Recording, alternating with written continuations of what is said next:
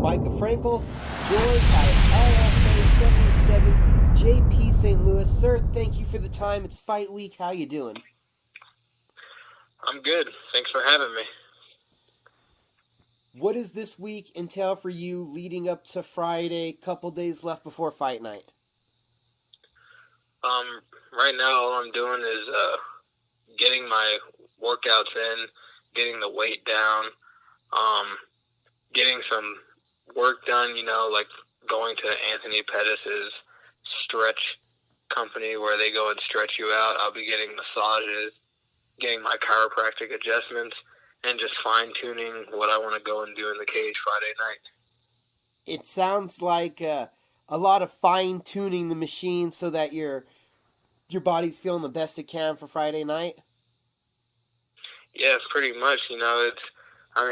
I beat my body up every single day training, so fight week, going through the weight cut, everything hurts a little bit more. You're a little more tired, so you got to make sure you're taking care of yourself so you can feel as best as you can when you step in that cage.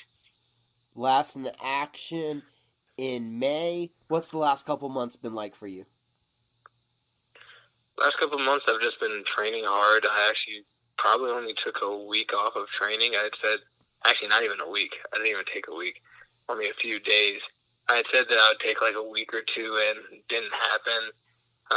People had fights. I just wanted to get back in there. I was super motivated, and I just have been training nonstop. The moment I stepped out of the cage, I was trying to see when I'd be fighting again, and got this fight. So I've just been preparing mentally for it and also working on holes in my game as well.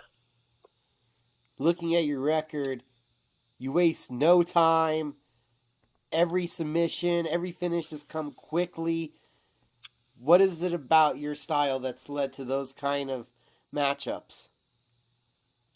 I definitely have to say I think it's a mixture of just the coaches that I have. All of them teach us and try to mold us to be fighters that fight smart but also get that finish so we can get our check and get out of there with minimal damage. I would also say probably a little bit of my mindset. I don't want to waste any more time than I need to, but I'm also not what you would say a fast starter. I don't go out there and I'm guns blazing. I'm just pretty smart. I pick what I want to do, and I really just enforce my will when I'm in there. I heard that you had moved from D.C. to Wisconsin. You're there now at Roufusport. So you were training before you got to Roufusport? Yeah, I was training before I got to Roufusport. I was actually in Virginia before I moved, but I would come up close to the D.C. area to get some training and every once in a while too. What did that move do for your game? It improved my game drastically. When I first came up to Roufusport, all I was pretty much just a brawler. I would swing hard, and I had some submissions. It's like I would go for things, but I didn't really know what I was doing or the why behind a lot of the things that I did. And since being at Roufusport, I've become actually a complete fighter with skill sets everywhere. And just the teammates and all the coaching has definitely helped improve my game and my fight IQ. When did you make that move? Around July 2015. So you've been there for quite a while. Yeah, quite a while. Feels like home? Oh yeah, for sure. We're like a family over there. I actually live with my roommate and teammate, Mike Biggie Rhodes. He used to live with UFC middleweight Gerald Mearshart, and I see Biggie every day was teaching under him over at Pettis Martial Arts. Everyone on the team, we get along. It's like one big family once we get on the mats, and even at fights, if a few people are fighting on the card, like in the May 31st fight, we were all just having fun. It was almost like a practice all over again. What led you into this journey, into this martial arts path? I would say it's like I grew up watching anime, and I always liked all the characters in there that would train to become like the strongest and constantly put their body through hell so they can go and achieve whatever fighting goals they wanted. And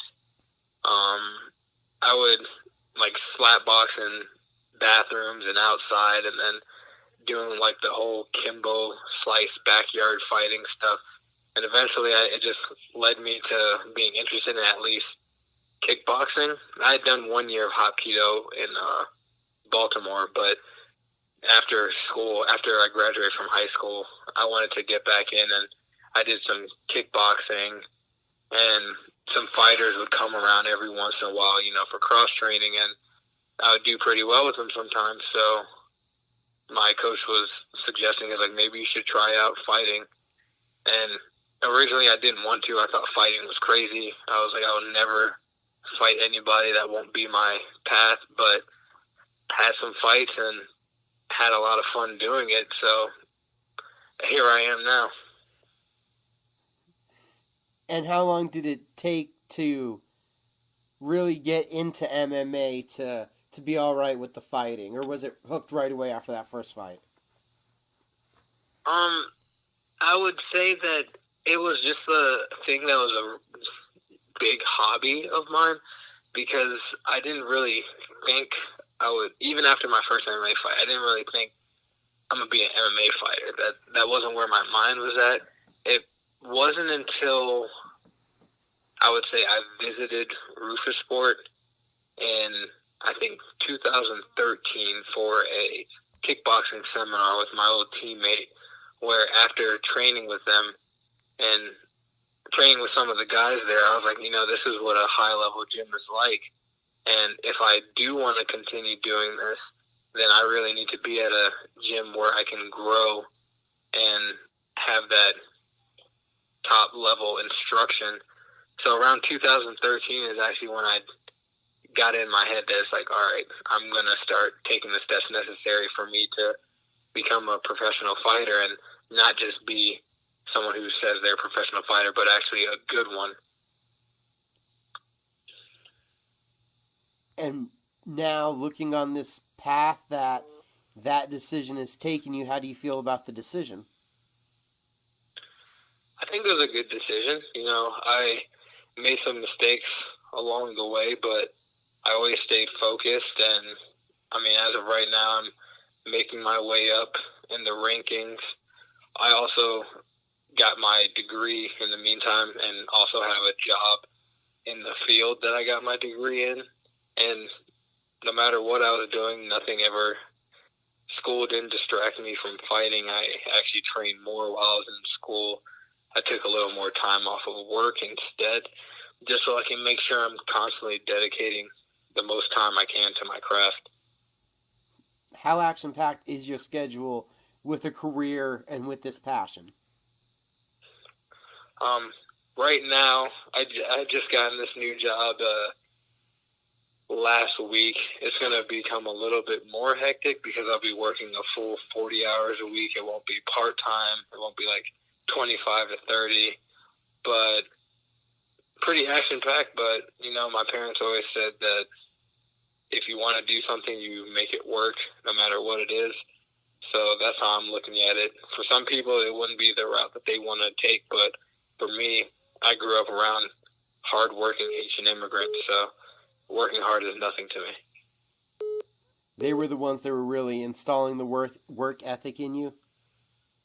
Yeah, for sure. They may not have wanted me to fight, but there's not one person in my family that I can say is lazy. All of them worked hard.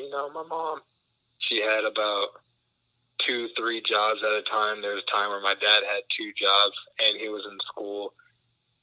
It was just always people working hard. Everyone that was around worked hard. So it's just easy for me to go and do it because I witnessed it my whole life.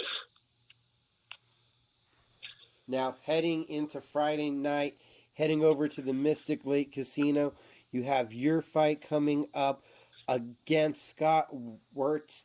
What do you know about your opponent? What I know about him is he's a tough southpaw. I know I think he's a wrestler as well. He has 2 wins via knockout. and he just seems like a tough, gritty dude that is going to definitely give me a test. How do you see it playing out? I see it playing out with me getting my hand raised via finish. Even though I think he's extremely tough and think it's going to be a great fight, I don't see this going the distance just due to the type of training partners that I have, the level of coaching that I have, and just my track record of being able to finish guys. So much respect to him, but definitely going in there to get that finish via choke, armbar, joint manipulation, or a knockout. Looking again at your record, it's more submission heavy than it is TKO heavy. Has that been opportunities? Has that been your love of the ground game? What has it been?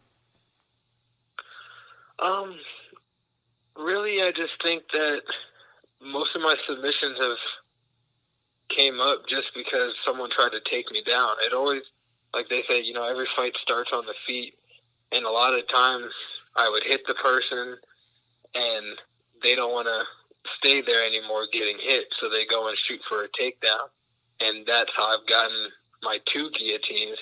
My last fight was actually the first fight where I started striking and then went to wrestling and started grappling, which is something that I forced myself to I just forced myself to be a little bit more mentally disciplined in all aspects of MMA instead of just being a guy who stands up. I was saying that I would go and hit the person, put them on the fence, take them down, beat them up on the ground, and then get my submission. I have a very solid top game, and I do it in the gym, and it finally translated over to the fight on the national stage where everyone could see me. And that took it was a real cognizant effort on your part to, I'm gonna shoot a takedown this fight, or did you feel it in the moment? I would say, in training, I was saying that, I'm going to start shooting more. In fights, if I see it, I'm going to take it. And in the fight, I didn't really, by the time I got in the cage, I wasn't sitting there thinking, oh, I'm going to take this guy down. It was mostly, I'm going to do whatever I have to do, and whatever he gives me is what I'm taking. I felt like I had a takedown. I actually failed my first attempt, and we ended up in the clinch on the cage, and that's something that Duke had been working on heavily with me and my coach, Scott Cushman, just getting my head under the chin, beating the legs up, and then I eventually got a trip to the ground, and from there he didn't get back up. I was able to get some damage in, and then made him give me his back and went and choked him out. All those things weren't really anything that I planned, per se, but it's just that all that training and mental training to be able to finish a fight wherever or switch up everything at the drop of a dime to get that dub. How big would it be for you to make it 3 in a row on Friday night? I mean, it would be great. That'd just be one more step towards my goal, and winning is everything in the sport. You get more opportunities, better opportunities when you're winning. And like I said earlier, my parents always taught me to work hard in anything that I do, try to be the best at it. So got to go and get my hand raised, because that just puts me another step closer to being the best. The ultimate goal is to be the best? Yeah, be the best or one of the best. I mean, I would always want to be at the top of the list. But my biggest goal has always been just to be a fighter who's feared in the weight division. If someone finds out that my name comes across, I want to be the guy where people are like, oh, damn it, I don't want to fight this dude. It's like, there's no way that I'm going to come out of this fight without some type of injuries. For some reason, that's always been a big interest of mine, just striking fear in people's hearts. Are there guys on the team that you feel you've kind of also picked that mentality from? Yeah, I would say guys like Paul Felder. He's definitely an intimidating guy. Anthony Pettis. He's scary. Everyone's always fearing that they'll become a part of a highlight reel. And then my roommate, Mike Biggie Rhodes, that dude, his striking is phenomenal. His ground game is as well. But you get in a fight with him, you know that those strikes are coming. It's like you know that you're going to get wrestled a little bit as well or submitted. Gerald Mearshart, another dude that I think is pretty scary because you don't know how that fight can end. Most likely it'll be submission, but he had that body kick KO of Eric Spicey, which is extremely impressive. And then another dude is Bilal Muhammad. Watching him, he fights the toughest people, and it's almost like he just takes them into deep waters and just drowns them. His cardio is phenomenal. It's just, he's a high-volume fighter with great wrestling, and his top game is phenomenal. And those are the type of guys where it's like, I think it's like, man, I wouldn't want to fight those guys. So I try to take a little bit from each of them and put that into my own game and spin it my own way. JP St. Louis looks to put fear into everybody's minds on Friday night. Sir, it was great getting to talk to you. Who did you appreciate it. It was fun talking to you too. Who'd you need to thank? Who'd you need to shout out to this week? I got the guys that I say, I think are pretty scary fighters. I would give a shout out to my teammate Brendan Allen, one of my main training partners. Shout out to Jordan Newman, Bellator fighter, 185. Brendan Allen, also 185 UFC. He's fighting Eric Spicely in Boston. Big shout out to one of my main training partners, Craig Eckelberg. Work with him almost every single day. Lenny Rufati, 170. He fights in the Ring of Combat. I said Ring of Cage. And that's about it of what I can think about at the moment. I think I shouted out all the guys that I try to emulate, so I don't have to say their names again. Awesome, sir. Everybody look forward to it this Friday night, LFA 77. Again, thank you for the time.